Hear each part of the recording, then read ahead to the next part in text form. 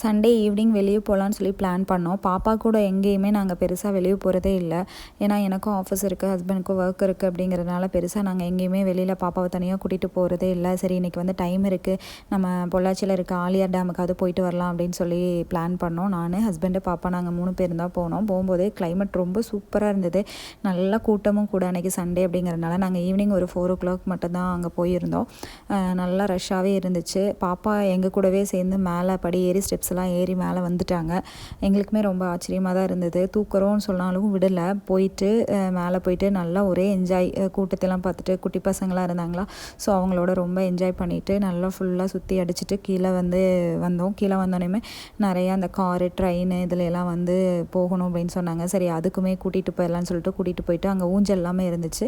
எல்லாத்துலேயுமே கொஞ்சம் நேரம் விளையாட விட்டுட்டு அதுக்கப்புறம் நாங்கள் வீட்டுக்கு ரிட்டர்ன் ஆகிட்டோம். வரும்போது டீயும் ஸ்நாக்ஸும் சாப்பிட்டுட்டு ரிட்டர்ன் வந்தாச்சு. தேங்க்ஸ் ஃபார் வாட்சிங்.